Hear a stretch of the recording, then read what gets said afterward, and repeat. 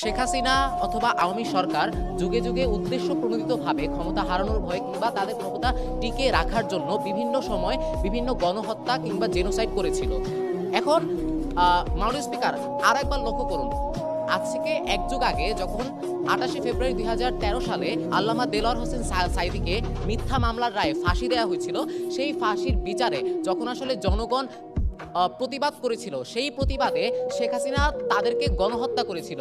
খালেদা জিয়া তখন বিরোধী দলীয় নেতা ছিল, সে এই গণহত্যাকে জেনোসাইড হিসেবে প্রচার করেছিল। তার মানে আপনাকে বুঝতে হবে যে খালেদা জিয়া তথা বিএনপি যখন তারা বিরোধী দলীয় দল ছিল, তারা জামাতের পক্ষে ছিল। তার মানে জামাত এবং বিএনপি মিলে তখন আসলে একটা বড় পাওয়ার হোল্ড করত, এবং এই ভয়ের কারণেই পরবর্তীতে আওয়ামী লীগ ক্ষমতা হারানোর ভয়ে এই বিষয়টি ধামাচাপা দেওয়ার চেষ্টা করে।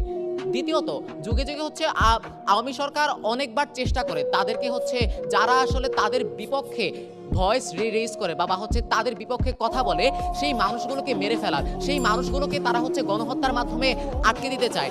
আরো একটা জিনিস লক্ষ্য করুন, হত্যাকাণ্ড করা হয়েছিল আপনার ক্ষমতা হারানোর ভয়ে, কিন্তু পরবর্তীতে আপনার হত্যাকাণ্ড নিয়ে যেই সব জিনিসগুলো প্রচার করা হয়, ওই জিনিসগুলো প্রচার করা হয়েছে এই হত্যাকাণ্ডকে বৈধতা দেবার জন্য।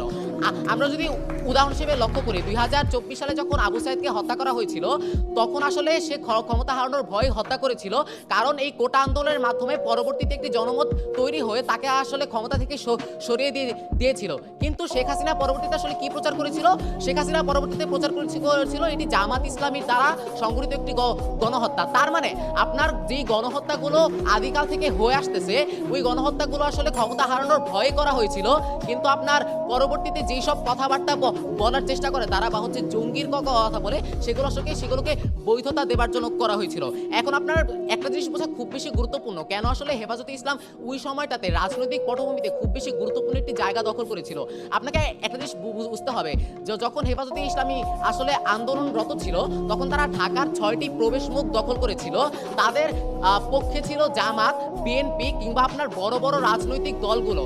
আওয়ামী লীগ তখন আসলে এই সংখ্যাটাই করেছিল, যদি তারা এই 3-4টা বড় বড় রাজনৈতিক দল যদি একত্রিত হয়ে যায়, তাহলে এটা আমার জন্য ভবিষ্যতে বিপদ। আপনি একটা জিনিস লক্ষ্য করুন, হেফাজতে ইসলামী কিন্তু ডিএমপির অনুমতি নিয়ে আন্দোলনটা করেছিল, কিন্তু তারপরও কেন তারা আসলে সময় চেয়ে নিচ্ছে একটু, কিন্তু তারপরও কেন আসলে তারা গণহত্যা করেছিল? কারণ তার মধ্যে এই ভয়টা ছিল বা এই সংখ্যাটা ছিল যে পরবর্তীতে এই বিএনপির মাধ্যমে প্রমাণটা কি আসলে আপনার খালেদা জিয়া সরাসরি বলে দিয়েছে যে হেফাজতে ইসলামের এই আন্দোলন করাটা একটা গণতান্ত্রিক অধিকার। আপনার বিএনপি ছিল, জামাত ছিল এবং হেফাজতে ইসলামীর আপনার হাজার হাজার তরুণ ছিল যারা আসলে জান